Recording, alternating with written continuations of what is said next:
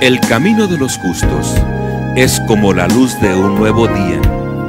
Va en aumento hasta brillar en todo su esplendor. Está usted en la senda de los justos, con el pastor Jorge Gutiérrez Díaz. Por favor, acompáñenme a leer esa historia y con eso quisiera ya formalmente iniciar mi tema. Mateo capítulo 26. ¿Sí están allí? Versículo 10.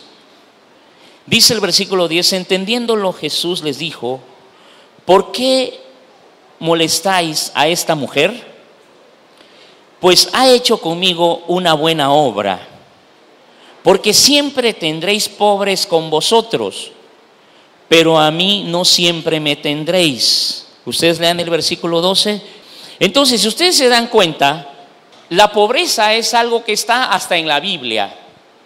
Y es mentira que alguien venga y la pueda erradicar. Es imposible. En México tenemos más o menos como 40 millones de mexicanos que viven en la pobreza. Y hablando positivamente, es decir, podríamos decir que seguramente hay 40 millones de mexicanos que viven en la pobreza. Y estoy siendo muy positivo. Bien podríamos hablar de 50 millones de mexicanos que viven en la pobreza. Pero vamos a ser positivos. Lo vamos a dejar en 40 millones de mexicanos que viven en la pobreza. Es decir, que no tienen para comer. Es decir, que no pueden nutrirse. Que no tienen para nutrirse físicamente, ¿verdad? Mucho menos que puedan tener para un calzado o para ropa. Y aparte son los pobres que no tienen casa, que no tienen carro y que no tienen otros beneficios más que otra parte de la sociedad sí tiene. Pero antes de continuar hablando de esta pobreza del siglo XVIII, del siglo XXI, perdón, quisiera hablar de la segunda idea que también quiero mencionar y atacar de este tiempo, que es el nihilismo. Este pensamiento fuerte que opera hoy, que usted y yo nos enfrentamos todos los días con nihilistas, ¿verdad? ¿Qué es el nihilismo? Es otra, aparte del capitalismo, existe el nihilismo en el que nosotros nos enfrentamos, y básicamente lo que yo voy a hacer hoy es hablar del capitalismo, el nihilismo y el cristianismo, ¿verdad? Pero quiero dejar bien claro qué significa la palabra nihilismo o el pensamiento nihilista. Este pensamiento viene de Nietzsche, aquel hombre que niega que nadie tiene la verdad y que la verdad no existe y que ninguna institución tiene una verdad como tal. Así es que ser nihilista es concederle a que ninguna institución humana, ni religiosa, ni espiritual, ni nada, tenga una verdad. Es decir, ser nihilista significa que no le concedemos una autoridad moral a nadie. Es decir, la moral no existe, la verdad no existe porque nadie la puede alcanzar. Y ser nihilista es decir que ninguna institución me puede someter a mí a hacer lo que esa institución quiere que yo haga, porque la institución no tiene moral para pedirme a mí que yo haga lo que tenga que hacer, menos la iglesia. Entonces el nihilista cree que la vida no tiene ningún propósito. Ojo con esta idea, porque esto es muy fuerte dentro de nuestra sociedad capitalista. La idea de nihilista es que la vida no tiene propósito. Es decir, que la vida no tiene ningún sentido y por lo tanto, al no tener la vida ni sentido ni propósito, entonces no tiene la vida en realidad un sentido por el cual vivir, y ninguna institución me puede pedir a mí qué es lo que yo tengo que hacer con mi vida. Y es aquí donde muchos se confunden en la idea del nihilismo, porque hasta aquí pareciera que ser nihilista es que tú puedes hacer con tu vida lo que se te pegue la gana, ¿verdad? Lo que quieras hacer.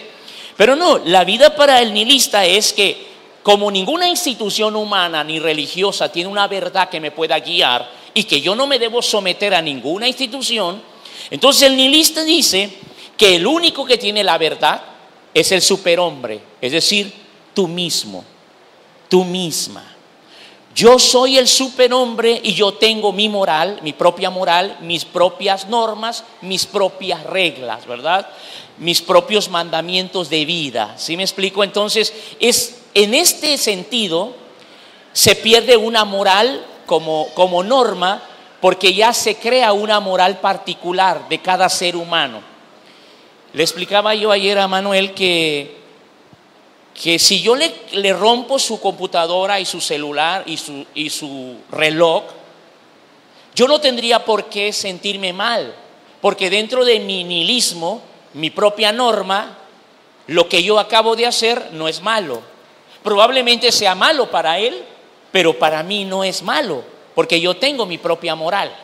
Es así la idea nihilista a la que se enfrenta el cristianismo hoy, y la idea capitalista que voy a estar desarrollando en este tema. Sin embargo, aquí tenemos a una mujer que le ha derramado el perfume más caro a los pies de Cristo. Y están diciendo que ese perfume hubiera sido vendido y con el dinero hubiéramos alimentado a los pobres. Jesús argumenta y dice que a los pobres siempre los tendréis, pero a mí no siempre. A esa referencia de la pobreza que la Biblia menciona, que claro que en su momento yo no estaría de acuerdo, y yo creo que ustedes tampoco, porque es triste ser pobre. Es decir, no tener para comer, no tener para el gas, no tener para la canasta básica es muy triste. Y no solamente estoy hablando de tristeza, ¿verdad? Sino cuando no tenemos lo básico, podemos vivir hasta amargados. Y es por eso que el pobre es el más susceptible y el más afectado de esta sociedad capitalista. Y ahora vamos a descubrir por qué. Aunque yo y muchos de ustedes no estemos de acuerdo en que hayan pobres, lamentablemente no vamos a poder acabar con la pobreza, ¿verdad? Los derechos de los excluidos, o sea, los pobres, han sido violados. La razón es porque los pobres no constituyen una fuerza política en nuestra nación. ¿Por qué ninguna autoridad política piensa en el pobre? O sea, ¿o por qué no se hace nada por la pobreza? O lo que se ha hecho, como esos programas de Progresa, y ¿cómo se llaman esos programas que dan? Prospera, Progresa, y otros programas que se han creado allá cuando en aquel tiempo de la solidaridad, donde empezó el apoyo. Ahorita está lo de los ancianos, ¿verdad? Que reciben 500 pesos al mes, y tenemos ahora la nueva de 300 pesos, no sé cada cuánto. Pero bueno, la razón por la cual la pobreza no se puede erradicar es porque los que están en la cabeza no son pobres. Y al no ser pobres nunca pensarán en el pobre, porque nadie piensa en el pobre al menos que haya sido pobre. Por ejemplo, yo no sé cuántos de ustedes se han dormido con hambre y han ido a tener que dormir con hambre, ¿verdad? Que tienen hambre pero tienen que dormir. Una persona que nunca ha pasado hambre y ocupa los cargos importantes de nuestra nación, lamentablemente no piensa en el pobre porque nunca ha sido pobre. Y luego tenemos a aquel que sí fue pobre y que se volvió rico, pero que ya se olvidó que también fue pobre, ¿verdad?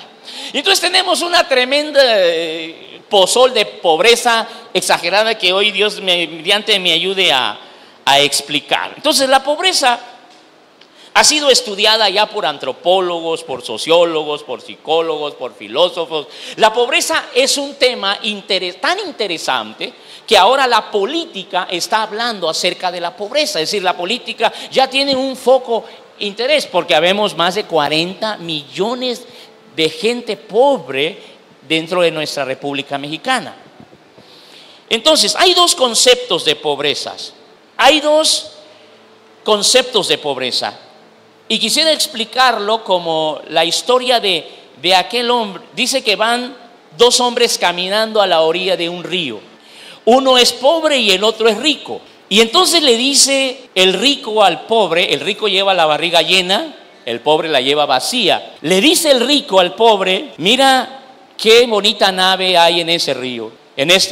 Y mira qué bonitos lirios crecen a la orilla del río. A lo cual el pobre contesta: yo tengo hambre y no veo ni la nave ni los lirios. Porque cuando se es pobre, cuando no se tiene nada, lo que hace es que el pobre, o sea, la pobreza te enceguece y no te permite ver nada en la vida. Porque el hambre te afecta y afecta todas tus facultades y tus capacidades. Pero dijo un sabio que cuando el hambre se erradique, va a haber un avivamiento en el pobre. Yo no sé si por esa razón Jesús multiplicó los panes.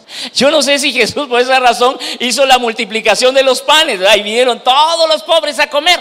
Y algunos pobres venían ya no por Jesucristo, sino por el pan que Jesús había multiplicado. Y en otra ocasión Jesús fue a visitar otra aldea y empezó a predicar. Y los pobres escucharon que Jesús estaba allí, entonces se imaginaron, va a multiplicar panes, vamos todos. Ese día no multiplicó nada, ¿verdad? Muchas personas cuando oyen a un político o a algún partido en particular, probablemente vengan pensando a ver qué nos puede dar. Pero creo que la iglesia debe de aprender, la iglesia tiene algo que ofrecer para esta sociedad. Entonces, la idea del capitalismo la tenemos que identificar primeramente y después atacarla. Hay dos sectores, o hay más bien sectores que no necesitan apoyo económico.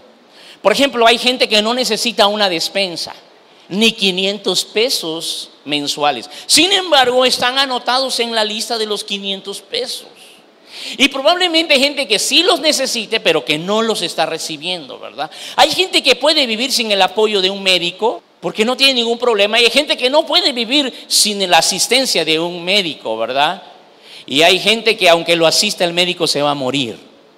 Entonces, tenemos que comprender que la pobreza se ve reflejada de dos maneras. La primera es la pobreza económica. ¿Qué es ser pobre económicamente? Son individuos menos favorecidos de la ciudad y que no tienen los bienes primarios. Ser pobre es no tener los bienes primarios y el ingreso determina la pobreza de una persona. Un pobre es aquel que tiene ingresos muy pequeños que no le alcanzan para sus necesidades básicas, que es la alimentación. Hay una gran desigualdad dentro de nuestro sistema en el que los bienes no se reparten justamente. Hay algunos que siempre son más ricos y otros que siempre son más pobres, ¿verdad? Y el más afectado de todas las clases sociales es el pobre, ¿verdad? Es el pobre. ¿Por qué? Porque el pobre no tiene voz ni voto en las tribunas, no tiene voz ni voto en los niveles altos, porque no existen pobres, no hay alguien que vea por el pobre aquí. Que ojalá que los nuevos gobernantes piensen más en los pobres. Ahora, ¿quiénes son los realmente pobres? Son los menos favorecidos de la sociedad y quienes son los miembros que se encuentran en el estado de pobreza. Es decir, pobres son aquellas personas y familias o grupos de personas cuyos recursos materiales, culturales y sociales son limitados y están, vamos a decir, excluidos de esta sociedad. Y esta pobreza moderada es en la que vive una gran parte de nuestros mexicanos, pero existe la pobreza extrema. La pobreza extrema, o sea, la pobreza, la miseria que conocemos. No es lo mismo ser pobre a ser un pobre extremadamente pobre. Es aquel que ya no tiene drenaje, que ya no tiene luz, que ya no tiene agua, que no tiene servicios. Y así vive mucha gente, ¿verdad? Que no tiene ni para bañarse, agua ni para bañarse, ¿verdad? No se diga tomar un agua de garrafón, ¿verdad? Esto es ya estar en una pobreza extrema. Gracias a Dios que ustedes no están en una pobreza extrema. Y yo declaro que hoy van a aprender a cómo salir de esta clase baja para irnos para un poquito más allá arriba. Amén, hermanos. Porque es muy triste que muchos se hagan más ricos y los demás se hagan más pobres, sino que tengamos que aprender cómo salir de esta pobreza. Ahora, ¿qué distingue a la pobreza extrema? Número uno, son los que no tienen, vamos a decir, un ingreso para sus necesidades, pero son los más fecundos. Es decir, una de las cualidades de la pobreza extrema es que tienen una alta fecundidad, un número mayor de hijos. Y esto es triste. Uno pensará debería ser al revés, pero entre más pobres son, se proliferan con más hijos. Y yo no sé, pero a lo mejor tienen la idea, una familia grande, cuando muere el padre lloran más, ¿verdad? Yo no sé por qué, entre más pobres son, más hijos tienen, pero hay una alta fecundidad y un mayor número de hijos en las familias pobres. Reciben un salario bajo y no pueden ocupar su tiempo para trabajar y adquirir otro salario. Es decir, vamos a decir que una familia es pobre y trabaja de 8 a 3 de la tarde y le queda libre de 4 en adelante, no de 5 porque come. Si hubiera chance para una familia pobre adquirir un nuevo ingreso, dejaría ese trabajo, o sea, estaría en ese trabajo y tomaría el otro y entonces tendría 2 ingresos. Pero el mismo capitalismo impide que el pobre tenga un trabajo extra. Es decir, el mayor número de horas trabajadas por la misma cantidad de sueldo pagado, y el pobre, aunque quiera trabajar más o hacer otra cosa, ya no puede, porque el mismo sistema lo tiene encorralado para que siempre gane lo mismo. Entonces, en un sistema capitalista, el proletariado siempre va a vivir de su sueldo. Es decir, siempre va a ganar lo mismo. No hay esperanza para un pobre en ese sistema capitalista dejar la pobreza. Pareciera que dejar de ser pobre en un mundo capitalista es casi imposible, porque la misma regla impide que el pobre pueda adquirir un nuevo sueldo. Y si adquiere uno nuevo, lo adquirirá con el mismo sueldo bajo, por las mismas horas trabajadas, que eso es imposible. Otra cosa, no les alcanza para pagar la educación. Hoy por hoy, quienes se educan mejor son las familias ricas. Es decir, los hijos de las familias ricas son los que tienen cultura, son los que tienen arte. Hoy el hijo del pobre, el pobre no le alcanza para pagar una colegiatura, de aprender a tocar cualquiera de los instrumentos o aprender otro idioma, ¿verdad? Aunque hoy en día los gobiernos han creado medios para que las familias puedan, por bajos muy costos, entrar a tomar cursos. Pero el pobre está tan acostumbrado a ser pobre que no quiere cultivarse, que no quiere aprender arte, que no quiere salir de su changarro, ¿verdad? Al cual está acostumbrado. Otra cosa es que hay un nivel bajo de productividad. No solamente el pobre no tiene acceso a la educación, sino también hay un nivel bajo de productividad. El pobre está acostumbrado a que le den. La mentalidad de pobre es llegar a una institución y extender la mano. Si van a cualquier institución, van con la idea de ver qué me dan.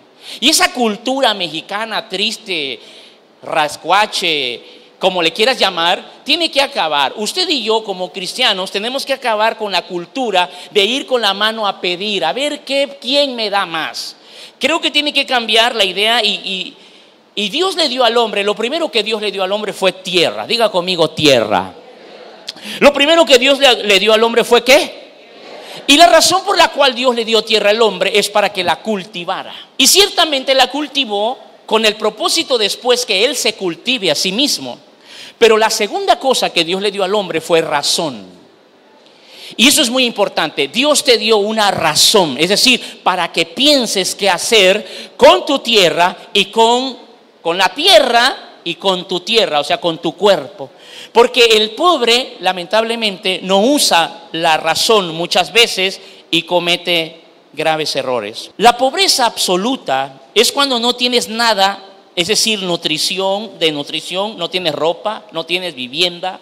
La pobreza relativa es cuando tienes, pero no lo suficiente. Y el gobierno tiene un programa para apoyo a este tipo de pobres. Yo quiero darles mi postura, no me vayan a malinterpretar. Para mí el gobierno es una institución importante y que merece nuestro respeto. Algunas cosas no estamos de acuerdo y tenemos que alzar nuestra voz sin faltarle respeto a nadie. ¿Estamos de acuerdo o no? Ok, entonces, ¿cuál es el círculo vicioso de la pobreza? Bueno, para empezar, podemos decir que la desnutrición y el incremento de nacimientos de niños, ¿verdad? Eso está creando un círculo de pobreza. La buena nutrición es básica para el desarrollo y ayuda a la salud y a combatir las enfermedades del cuerpo. Las personas desnutridas se cansan fácilmente y sufren cambios de apatía mental, depresión, y esto cambia cuando no hay ingresos, y cuando llegan los ingresos puede aumentar la nutrición. La pobreza desde el punto de vista ético es que se es pobre no solamente de la cartera, ¿verdad?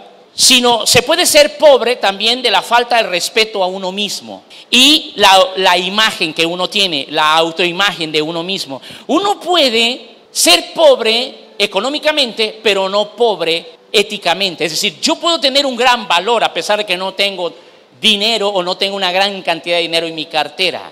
Lo que el capitalismo ha sembrado en nuestra nación es que tú vales por lo que tienes. Si tienes una buena casa y tienes un buen carro y vistes bien, entonces tienes un valor en este sistema, en esta sociedad.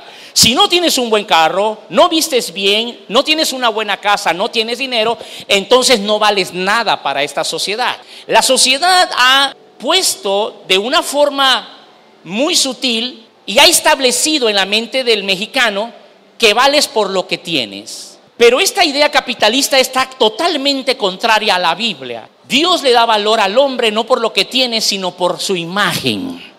Todo hombre es valioso, toda mujer es valiosa.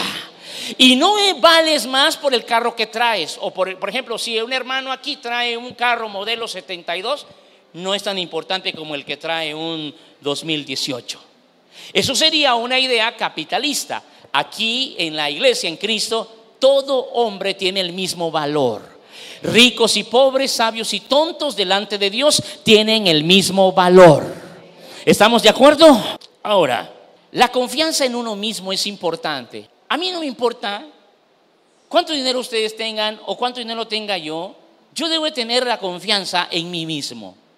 Dios no está en contra, o la fe no está en contra de que el hombre confíe en él mismo. Los hombres, nosotros los humanos, tenemos que entender que Dios no está peleado con la riqueza, ni con la buena vida, y tampoco en que tú confíes en las capacidades que Él te dio, puesto que Dios nos dio la razón. Pero perder la razón nos haría personas irracionales, o sea, animales, y perderíamos la confianza de nosotros mismos. Y algo que nosotros tenemos que alcanzar en esta vida es aprender a confiar en nosotros mismos. Dios nos dio razón y autonomía, es decir, nos dio una libre voluntad llamada libre albedrío. Esta libre voluntad, Dios nos permite hacer con ella lo que bien parezca nuestra razón hacer. Sin embargo, nos invita a hacer su voluntad, que es la única manera de dejar la vida frustrada o amargada. Somos criaturas que le damos valor a las cosas. Somos los hombres los que le damos valor a las cosas. Las cosas no pueden valer si el hombre no le da valor a las cosas.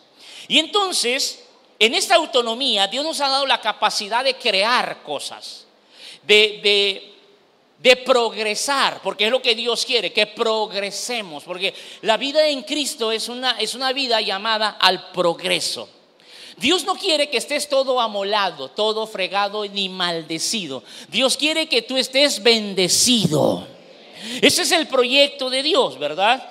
Y el hombre tiene la responsabilidad de perfeccionarse, porque vino a este mundo a perfeccionarse. ¿Cuántos quieren perfeccionarse? Esa es la idea de Dios, ¿verdad? Que el hombre tiene que lograr su perfección. Ahora, no se puede tener a las personas como máquinas y explotándolas todo el tiempo.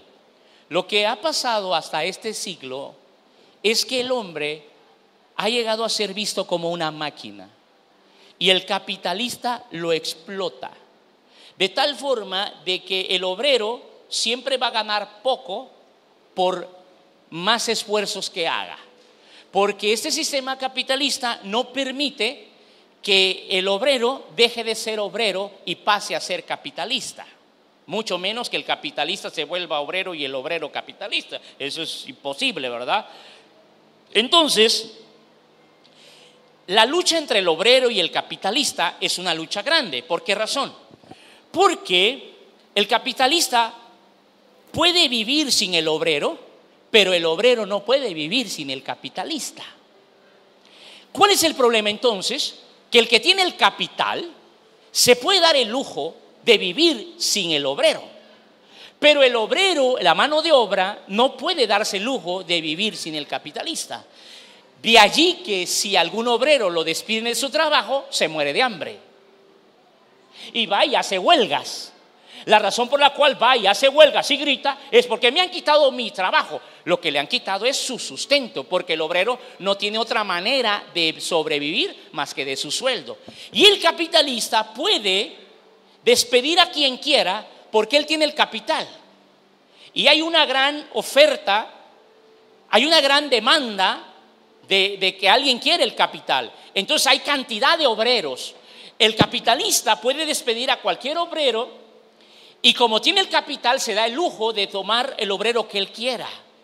Pero el obrero no puede darse el lujo de decir ya no quiere ir a trabajar. Si no va a trabajar no come. Y entonces este es el problema. Y aquí quiero que pongan mucha atención porque es la única manera de dejar de ser pobres. Hablando del sistema en el que nosotros vivimos.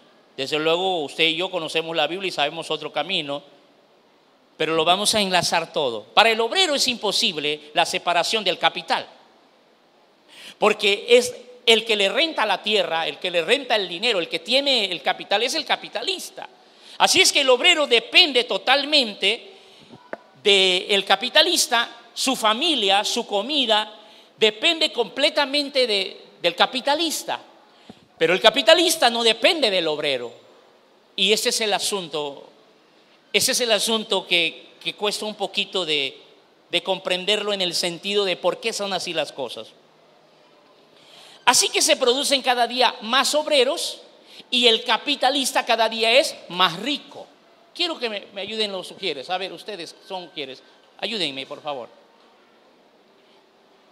¿Hay otro ujier aquí? Vamos a suponer que yo soy un capitalista. Póngase ahí mirando hacia mí, por favor. ¿Usted también es ujier? Les voy a explicar cómo funciona el sistema capitalista en México o en nuestro país. Póngase ahí. Yo soy el capitalista y ellos son los obreros. Entonces, yo tengo mucho trabajo. Es decir, mucho dinero para pagar por ese trabajo. Pero ellos son obreros y están destinados a trabajar para mí con un sueldo muy bajo que nunca les va a permitir ser ricos por el mismo sistema. Así es que como yo tengo más dinero y más trabajo, solicito más obreros. ¿Me pueden ayudar otros tres, por favor? Solicito, a ver los de rojo, hermano César y hermano Abelino y hermano, aprovechando para que vaya los, hermana, por favor. Bueno, si quiere ya que sí. Ok. Entonces, ¿qué sucede? Ahora yo soy el capitalista y ahora tengo más obreros. ¿Quién está generando la ganancia?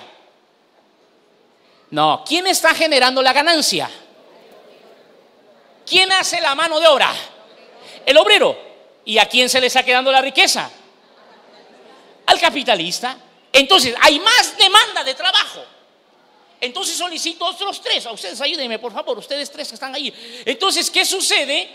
Gracias. Entonces, ¿qué sucede?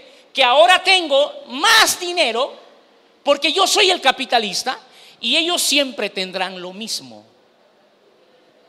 Y ese es el sistema en el que vivimos aquí en México. No hay sueldo que alcance, al menos que usted tenga un sueldo en una dependencia en donde tu sueldo sea arriba de 10,000 pesos. Pero si tu sueldo no es arriba de 10,000 pesos y es el mínimo, la obrera, la mano obrera, toda la vida será pobre. Porque no hay ningún sistema que le remunere correctamente el trabajo de estos obreros. ¿Sí me explico? Ahora bien, ahí les va el monopolio. Resulta que este capitalista ya se dio cuenta que está ganando más y tiene más trabajo. Así es que empieza el monopolio. ¿Cuál es el monopolio? Monopolizar significa que este hombre capitalista abre otra sucursal aquí. Ayúdeme, diputado, por favor, o futuro diputado. Vengan ustedes, licenciados. Abre otra, por favor. Aquí, póngase acá.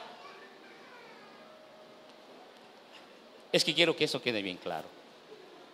El capitalista gana aquí con este grupo de obreros y gana aquí con ese grupo de obreros. Y el monopolio significa que aquí abre otro grupo y entonces en México tenemos gente que cada día es más rica y pobres que cada día son más pobres. ¿Cómo se sale de ese sistema? Esa es la bronca. ¿Por qué? Porque, por ejemplo, los que vivían de las tienditas de antes, ustedes se acuerdan, crecimos con la tiendita. Hoy los Oxxos han monopolizado. ¿Qué está pasando?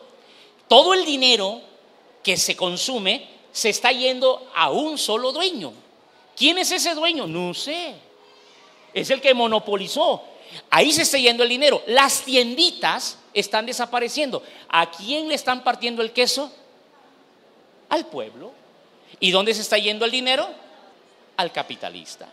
Pueden sentarse. Démosle un aplauso a esta gente que nos ayuda. Ahora bien, el obrero lucha por su subsistencia. ¿Cuál es la situación del obrero?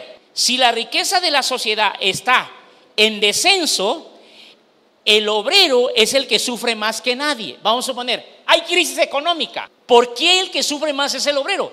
Porque al tener la economía en descenso, el obrero sufre más. ¿Por qué? Porque él trabaja y siempre gana lo mismo. Las cosas suben y no sube el sueldo. ¿Qué sucede con el obrero? Se friega toda la vida y no es flojo, ¿verdad? Porque aparte son los pobres flojos. De esos otro día voy a hablar. Eso sí merecen una buena tabliza, ¿verdad?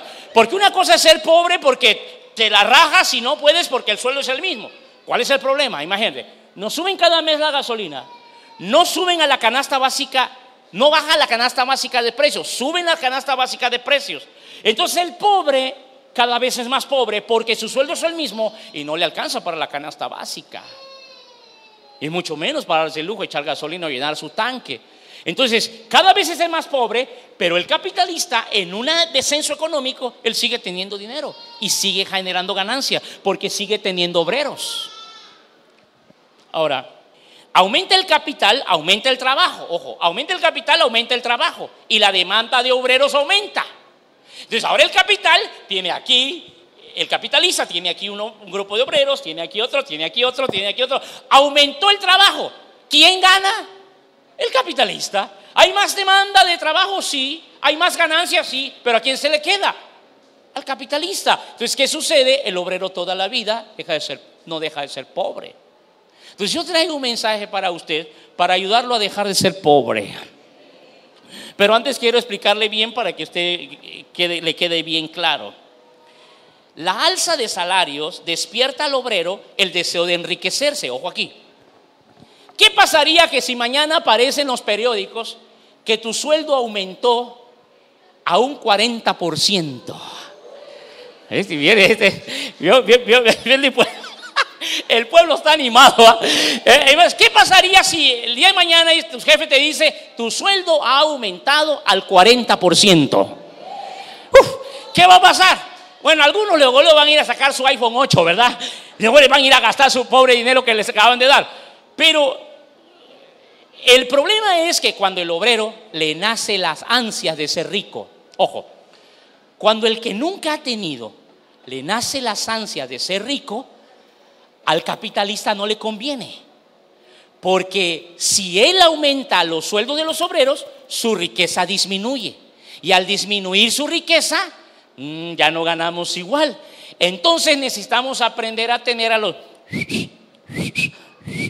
los obreros tranquilitos, ganando siempre lo mismo. Que no se les vaya a meter la idea de aspirar a ser ricos, porque si se les mete la idea de aspirar a ser ricos, entonces yo voy a ganar menos. Y esa es el engaño, eso es la injusticia de la falsa distribución, de la incorrecta distribución de las riquezas de nuestro país. México es un país rico. Nosotros somos un país rico. Pero lo que no está correcto es la distribución de esa riqueza. Ahora, el empobrecimiento del obrero, él la produce. Ojo, esto es triste para mí decirlo. El empobrecimiento del obrero, él la produce, pero produce el enriquecimiento del capitalista. Es decir, así como él está dándole duro, trabajando por comer siempre lo mismo y ganar siempre lo mismo, él mismo está produciendo su pobreza. Todavía dice, yo no sé por qué nosotros siempre nos va mal. ¿Cuándo vamos a prosperar? ¿No? Te voy a decir, si sigues en ese sistema, nunca te van a llegar canas en tu cabeza y vas a seguir haciendo lo que haces. Porque no hay manera de salir de la pobreza cuando trabajas como obrero sin sabiduría. Por eso la Biblia dice, cuando vayas a cortar leña, échale filo al hacha, porque si no, te vas a cansar. ¿Qué pasa cuando alguien corta leña con una hacha no afilada? la fuerza es mayor. Porque como no tiene filo el hacha, la fuerza es mayor y hay más cansancio. Bueno, hoy en día muchos hombres están cansados de trabajar. Y lo peor, cansados de ganar lo mismo. Y se los hago un poquito más peor, cansados de comer lo mismo. Vamos a la mesa y decimos, ¿otra vez esto? Y le contesta a la mujer, solo para eso alcanza con lo que das. Si es una mujer virtuosa, si no le dice, trágatelo porque eso es lo que traes para la mesa. Entonces, así ocupen millones de hombres para realizar trabajos, el capitalista siempre será más millonario. Y los millones de obreros seguirán siendo obreros. Ahora bien, por favor, acompáñeme a leer Proverbios, capítulo 11, versículo 24. Señor diputado, si llega a ganar, queremos que lleve este mensaje a las tribunas. ¿Está de acuerdo, pueblo? 24 dice así: hay quienes reparten y les es añadido más, y hay quienes retienen más de lo que es justo. Y lea usted lo que sigue. Una sociedad no es feliz donde la mayoría sufre. Los que se enriquecen son los burgueses y los de abajo sufren más. Entonces tenemos que comprender que el obrero tiene que aprender a echarle filo a su hacha. ¿Qué significa echarle filo al hacha, ser obrero? Tienes que salirte del sistema. La única manera de que no seas pobre y cada vez más pobre, porque los sueldos y la canasta básica nunca suben o suben muy poco, pero el trabajo de obrero siempre es el mismo. La única forma de salir de ser obrero es crear tu propio negocio. Es decir, poner en casa un negocio. Ni siquiera pagar renta y poner un negocio, es poner en casa un negocio. ¿Dónde lo aprendemos esto? En la persona de Jesucristo. Jesucristo tenía en su casa un negocio, era una carpintería. ¿Por qué razón? Porque cuando tú tienes un negocio propio, entonces tú ya no eres esclavo de nadie. Tú tienes tu propio horario, tú ganas lo que quieres, le echas los kilos lo que quieres, pero es tu negocio. Entonces, el hombre, el proletariado, el obrero, el que nunca pone un negocio, está destinado a vivir bajo ese sistema capitalista, que él es usado para hacer rico a otro, pero no a él mismo. El empobrecimiento del obrero, él mismo la produce. El proletariado que no tiene tierras, es decir, la tiene que rentar y tiene que pagar precios altos, porque no aumentan los sueldos, porque no incrementan sus ganancias, y de esa forma es que viven millones de mexicanos. Entonces, ¿qué necesitamos hacer? Proverbios capítulo 28, por favor, acompáñenme, versículo 26. ¿Sí lo pueden leer ustedes? ¿Qué dice? Ahora, si ustedes se dan cuenta, tenemos que aprender a caminar con sabiduría. ¿Cuántos quieren aprender a caminar con sabiduría? ¿Cuántos están dispuestos a que ya no, su economía tiene que cambiar? Si estás dispuesto a que tu economía tiene que cambiar, tienes que ser sabio. Hay que echarle filo al hacha. Está bien, ya ganas un dinero, está bien. Ahora, vamos a ser sabios, vamos a producir más dinero. ¿Es malo eso? No, no es malo, es bíblico, es prudente, es de sabios. ¿Cómo puedo llegar a ser capitalista? Es decir, ¿cómo puedo dejar de ser explotado? Ese es el problema. Nos están explotando, nos están exprimiendo, ¿verdad? Por muchos años yo callé por respeto a la autoridad y callé muchas cosas, y que hoy me doy cuenta que hay algunas cosas que no están bien, que se tienen que señalar con todo respeto, que no están bien y que tienen que haber un cambio. Pero bueno, vamos a empezar ese cambio con nosotros mismos. ¿Cómo? Trayendo sabiduría a tu bolsillo. ¿Cómo llegas a ser propietario del producto? ¿Cómo te vuelves capitalista? Ejemplo, yo voy a vender chofares. Antes, ejemplo, yo vendía chofares y lo que ganaba se lo llevaba al dueño de los chofares. Pero hoy me di cuenta que ese era un obrero y quiero ahora producir mis propios chofares, vender los míos.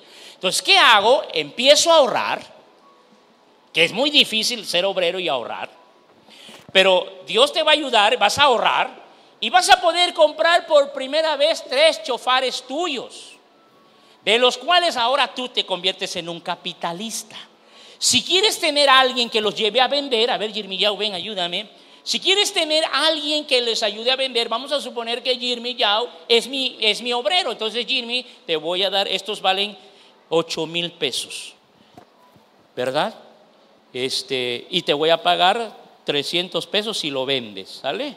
Velo a vender ahí con uno de los que te gusten, ahí véndelo. Entonces, ¿qué sucede? Que al venderlo, mi obrero me trae a mí de ganancia, ¿cuánto? No, 300 se queda él. Entonces a él se le queda mi dinero, que son 7,000, ¿qué? 700, y él gana ¿cuánto? 300 pesos. Pero resulta que yo todo el tiempo he vendido chofares. Ahora va a cambiar la historia. Resulta que ahora él es el dueño de los chofares y él va a vender los chofares. Y le va a ganar la ganancia, porque el capitalista te da un precio y monopoliza, porque nadie tiene mejor precio que él. Al menos que haya otro capitalista que venda el mismo producto, y entonces los precios empiezan a entrar en competencias. Como nos hacen creer que Telmex compite con Movistar, ¿verdad? Y allá arriba el mismo dueño de ambas empresas es el mismo.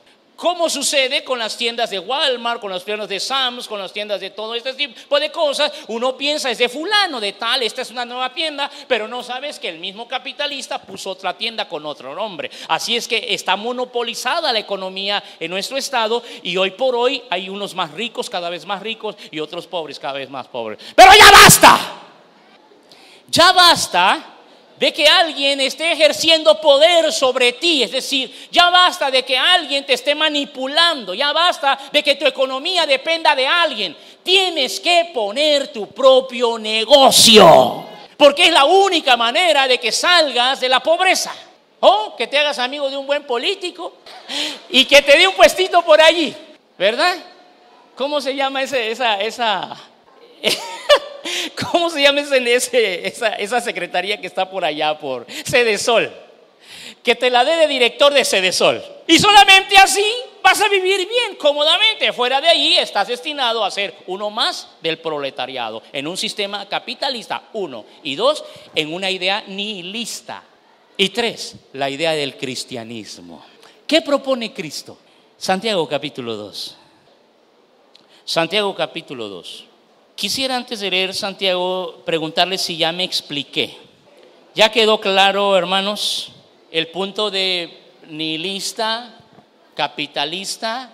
Y ahora vamos con el cristianismo. Y quiero resumir pronto, porque Cristo no anda con tantas vueltas, tanta cuenta, ¿verdad? Dice así, versículo 1. Hermanos míos, que vuestra fe en nuestro Señor Jesucristo sea sin excepción de personas. Porque si en vuestra congregación entra un hombre con anillo de oro y con ropa espléndida, y también entra un pobre con vestido andrajoso, y miráis con agrado al que trae la ropa espléndida, y le decís, siéntate tú aquí en buen lugar, y decís al pobre, estate tú allí en pie, y siéntate aquí abajo, o sea, en el suelo.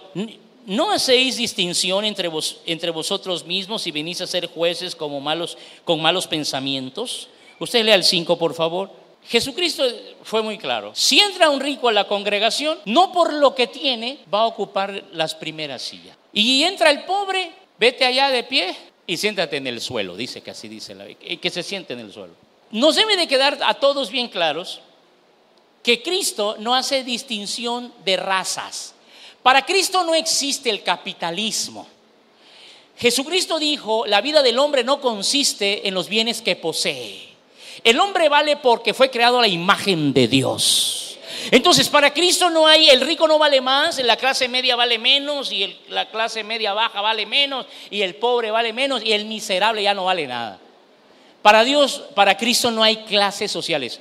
Quiero decirle, usted es un señor, fue creado para gobernar la tierra. Usted fue creado para gobernar. Esa es la verdad correcta. Dios nos dio dominio sobre nuestros pensamientos, sobre nuestras emociones, sobre nuestros sentimientos. Y Dios te ha creado para ser el Señor de la creación. Ahora, si no tienes como deberías de tener, probablemente es porque nunca te habían explicado cómo salir del proletariado o cómo vencer el monopolio, ¿verdad? Porque hoy las empresas grandes destruyen a las empresas chiquitas, ¿no? Tú te pones a vender cualquier cosita y hay una mega empresa aquí que eso que tú vendes ellos lo venden mucho más barato y entonces te destruyen. Pero algo que no pueden destruir es tu fe y tu confianza en Dios. Las promesas de Dios no cambian y Dios nunca miente. Él es el Dios que dice y hace y que promete y cumple. Quiero terminar diciendo que yo me quedo como un buen cristiano con el cristianismo, la idea cristiana, el ama a tu prójimo. ¿Por qué? Porque el problema del capitalismo es que el capitalismo controla al obrero, ojo, controla el capital, Ojo, controla el obrero, controla el capital y tercero, el capital lo termina controlando a él y se vuelve avaro. Y entonces todo lo hace por dinero. Mata por dinero, hace normas por dinero, crean leyes por dinero y todo es ya por dinero.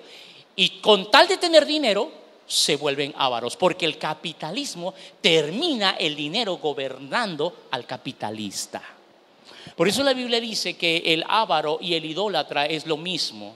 Entonces yo quiero invitarte con esta reflexión que quise resumir 3 ideas de capitalismo, nihilismo y cristianismo, invitarte a que te fundamentes bien en la fe y vamos a orar por nuestra economía. ¿Cuántos dicen amén? ¿Cuántos quieren la ayuda de Dios en su economía? O sea, no solo tu mano trabajando, sino la intervención de tu Dios en tu economía. Vamos a orar. El camino de los justos es como la luz de un nuevo día. Va en aumento hasta brillar en todo su esplendor. Está usted en la senda de los justos con el pastor Jorge Gutiérrez Díaz.